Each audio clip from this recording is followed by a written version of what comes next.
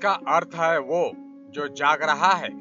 इस अर्थ में अर्थ है कि वो जो वास्तविकता के लिए जगा हो। ये पहला शीर्षक भगवान बुद्ध को दिया गया था लगभग 2500 साल पहले, जब राजकुमार सिद्धार्थ गौतम ने जीवन की वास्तविकता को प्राप्त करने के लिए सभी सांसारिक सुखों को छोड़ दिया और बुद्ध बन गए।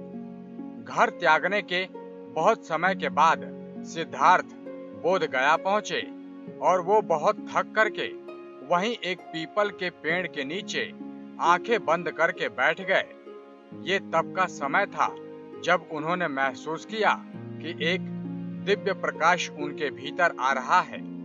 ये उनके जीवन में महत्वपूर्ण मोड़ लाया, क्योंकि उन्हें पता चला कि सच में हर इंसान के भीतर और बाहर की खोज आधारहीन है। वो बुद्ध या फिर प्रबुद्ध एक के रूप में जाने जाने लगे। जब उन्होंने सिखाया तो उन्होंने ईश्वर बनने का ढोंग नहीं किया। उन्होंने कहा कि वो सिर्फ एक व्यक्ति थे जिसने जीवन यानी कि ज्ञान का अर्थ पाया था, और किसी भी व्यक्ति को जीवन का अर्थ भी मिल सकता है। सिद्धार्थ ही गौतम बुद्ध थे जो आगे चलकर बौद्ध के प्रवर्तक बने। बुद्ध के बचपन का नाम सिद्धार्थ था। सिंघली, अनुश्रुति, खारवेल के अभिलेख, अशोक के सिंहासन रोहण की तिथि, कैप्टन के अभिलेख के आधार पर भगवान बुद्ध की जन्म तिथि 563 ईसा पूर्व स्वीकार की गई। भगवान बुद्ध को तथागत भी कहा जाता है। बुद्ध का जन्म शाक्य वंश के राजा शुद्धोदन की रानी महामाया के गर्भ से लुम्बिनी में वैशाख पूर्णिमा के दिन हुआ था। शाक्य गणराज्य की राजधानी कपिलवस्तु थी। सिद्धार्थ के पिता शाक्यों के राजा शुद्धोदन थे। बुद्ध को शाक्य मुनि भी कहते हैं। सिद्धार्थ की मां माया देवी उनके जन्म के कुछ देर बाद ही मर गई थीं, और कहा जाता है कि फिर एक ऋषि ने कहा कि वो या तो एक महान राजा बनेंगे या फिर एक महान साधु। ज्ञान प्राप्ति के समय उनकी अवस्था यानी कि गौतम बुद्ध की अवस्था 35 साल की थी। ज्ञान प्राप्ति के बाद तपस्सु और कलिक नाम के 2 शूद्र उनके पास आए। महात्मा बुद्ध ने उन्हें ज्ञान दिया और बौद्ध धर्म का प्रथम अनुयायी बताया। गौतम बुद्ध की मृत्यु 483 ईसा पूर्व में कुशीनारा में हुई थी। उस समय उनकी उम्र 80 साल की थी। बौद्ध धर्म के अनुयायी इसे महापरिनिर्वाण कहते हैं, लेकिन उनकी मृत्यु के मत में बौद्ध बुद्धिजीवी और इतिहासकार एकमत नहीं हैं, और वो मानते हैं कि हे भिक्षुओं, इस समय आज तुमसे इतना ही कहता हूँ, जितने की संस्कार हैं सब नाश होने वाले हैं। प्रमाद रहित होकर अपना कल्याण करो। ये 483 ईसा पूर्व की घटना है, जब वो 80 साल के थे।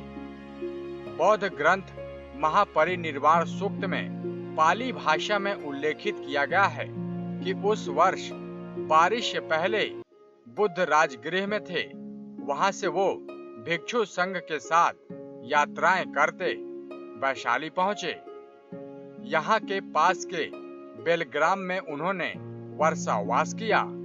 वहां वो बीमार हो गए और स्वस्थ होने पर वो फिर अम्बग्राम, भंडग्राम, जम्बूग्राम, भोगनगर इन जगहों की यात्रा करते हुए पावा नाम के ग्राम में पहुंचे।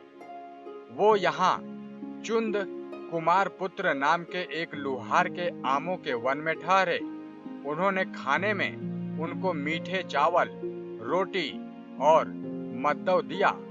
बुद्ध ने मीठे चावल, रोटी और औरों को दिलवा दिए, लेकिन मद्दव इसलिए किसी को नहीं दिया क्योंकि उन्होंने समझ लिया था कि ये कोई दूसरा नहीं पचा सकेगा। खुद उन्होंने भी जरा सा खाया, बाकी जमीन में गड़वा दिया।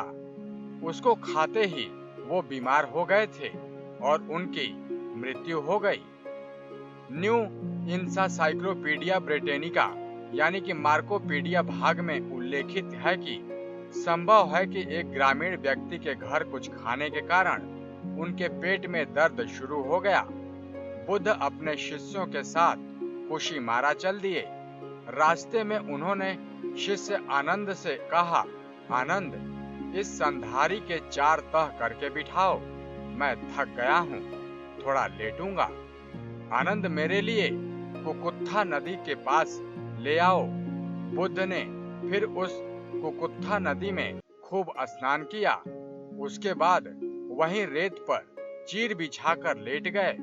कुछ देर आराम करने के बाद वो अब चलने लगे। रास्ते में उन्होंने हिरण्यवती नदी को पार की और आखिरी में कुशीमारा पहुंचे। यहाँ उनका कहना था कि मेरा जन्म 2 शाल के वृक्षों के बीच हुआ था, इसलिए अंत भी 2 शाल वृक्षों के बीच में ही होगा। और अब मेरा अंतिम समय आ गया है।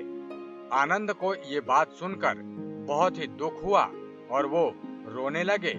बुद्ध को पता लगा तो उन्होंने उनको बुलवाया और कहा, मैंने तुमसे पहले ही कहा था कि जो चीज उत्पन्न हुई है वो मरती है।